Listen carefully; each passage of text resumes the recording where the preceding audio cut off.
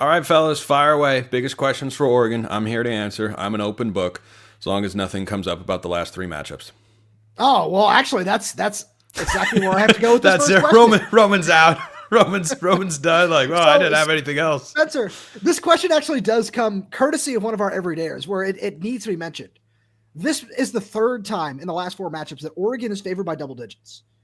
I have to remind you that Dan Lanning lost. Not technically. Oh, was it 9.5 in the Pac-12 championship game? All right, but the question still stands. That's why I said Dan not Lanning technically. Yeah, I know. Dan Lanning has coached like it, or coached. Just hey, yeah, I'm overconfident. I'm going forward on fourth down in situations where he doesn't necessarily have to. And this year, being such big favorites, Washington's team is what it is. We know that Oregon has an advantage, especially when you look at the trenches, because they've shown it all season long. They are the nation's last remaining undefeated team. We understand all of those things. But at the same point, Dan Lanning has not beaten Washington yet. What does he have to do differently in this game to get over the hump? I think it's get off to a strong start and keep the crowd in it.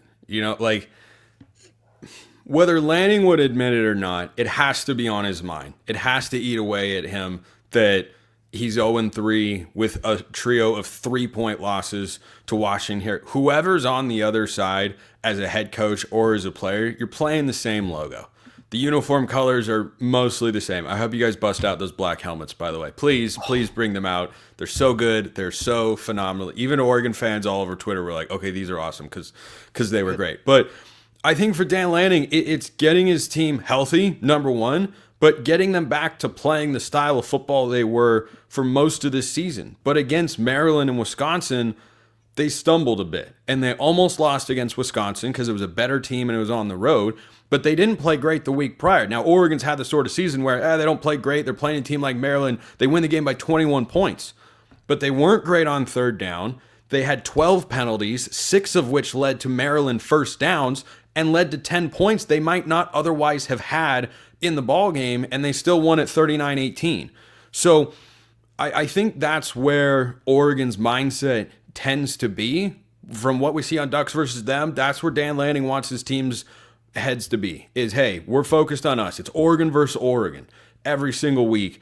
If they get to that, then Washington can't keep up, because this is an Oregon defense that is really, really good. And if the offense off a bye week with Tez Johnson back gets its footing again, and if the offensive line has a little bit more punch, a little bit more pop in the run game, then I think they'll be able to move the football enough. But I think this Oregon defense is going to create problems for whichever Washington quarterback is playing. But it starts with that mentality of, hey, don't let the tension build amongst the fans at Autzen of, oh my gosh, are we doing this with Washington again? Oh my God, can you please just beat Washington? No matter how good the Huskies are, there are a lot of Oregon fans, myself included, that just beat Washington. Just do it. There's something about it. Everything favors Oregon in the spot. So I think it's a mentality thing, and he's been really good with that, and it's why I feel good going into this game. All right, Spence, so I'll be honest. I watched the Ohio State-Oregon game in my hotel in Omaha after I came back from the Iowa game. So 10 out of 10 game. 5 stars. Would recommend. Would do again. Will do again.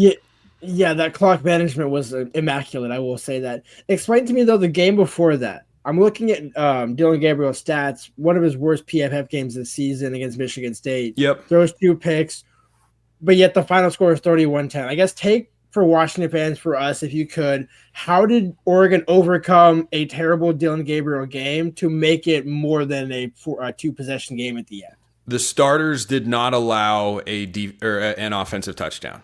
Once the second unit got in defensively, Michigan State went down the field and scored with most of their starters still on the field. That was it. And there was a sequence early. Michigan State converted a 4th down. Childs made a great throw. It was a smart play call from our old friend Jonathan Smith of the Pac-12, RIP.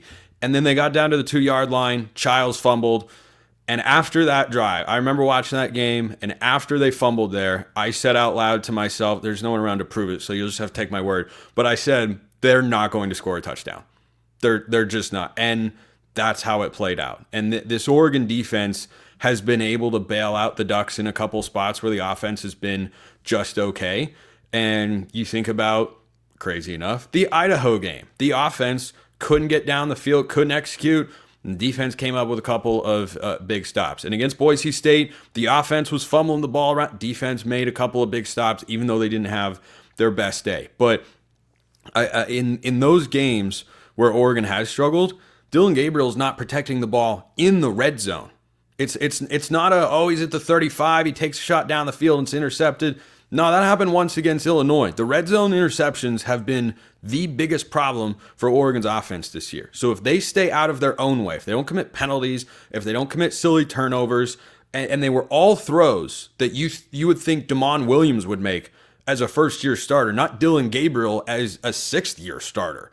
But he's just had some head-scratching moments, and it went away after the Michigan State game. And after that, Oregon was steamrolling. Beat Michigan on the road by 21, beat Ohio State, crushed Illinois, who's a top 25 team. They had a wild game last week, if you didn't know. Wild. You guys see what happened in that game? A little bit. Craziness. So Rutgers called a timeout. Illinois missed the game-winning 58-yard field goal. After the timeout, Illinois decides to go for it, and they throw a 50-yard touchdown. I'm like, poor Rutgers. But Illinois is a solid team, and Oregon blitzed them from the start. It was just never close. When they stay away from those self-inflicted wounds, something I think you guys are probably very familiar with, the Oregon offense is really, really good. Yeah, it certainly has been. So that's kind of where my next question leads, where we started the show with Washington's defense versus Oregon's offense. I want to go back there and kind of, for all our YouTube viewers, the third point we have here on our little segment outline, matchups that decide the game. When I look at tight end specifically, Terrence Ferguson has had a really solid season. Yep. But I really like what Washington's linebackers have done in coverage, partially thanks to Steve Belichick, partially thanks to the safeties helping too, and just the way Steve Belichick is able to just kind of format the back end of the defense. Because he's been a weapon, especially in the red zone, do you feel that's something where you're really confident in his ability to get open against what this Washington defense has shown on the back end? Or do you think that's something where you might have to rely a little bit more on whether it be, Evan Stewart, Tez Johnson, or even Trayshawn Holden? Yeah, I think they've been really clever offensively. And Roman, I talked to our guy Jake Butt ahead of the Oregon-Maryland game because he was calling it on the Big Ten Network. And yeah, he's awesome. And what he told me was he feels like watching Oregon's offense that he never knows where the football is going. And that's the best way to describe it. Like, yes, Tez Johnson is the leading receiver.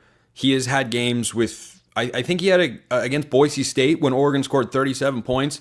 He had one catch for -2 yards. Like he legitimately wasn't involved. Evan Stewart was the wide receiver hero against Ohio State. He has had 3 catch for 15-yard games routinely. He's had like 6 games under 30 yards. So if the linebackers match up well with the tight ends, and they're not always going to be guarding the tight ends, then you're going to have a lot of different weapons for Dillon Gabriel to throw the football to. So if Terrence Ferguson, sorry, my dad's laptop was buzzing. If Terrence Ferguson, you're getting a Skype call there. Yeah, if Terrence Ferguson is taken away, I'm not overly concerned. Like, yes, T. Ferg is great. You want to get him involved if you can. Oregon uses tight end screens as well as any team in college football. You will definitely see that this year. But you will see Kenyon Sadiq matched up with corners on the outside or safeties in the slot if a linebacker takes away Terrence Ferguson, because they can move both those guys around, but especially Sadiq, who is just a freak of nature.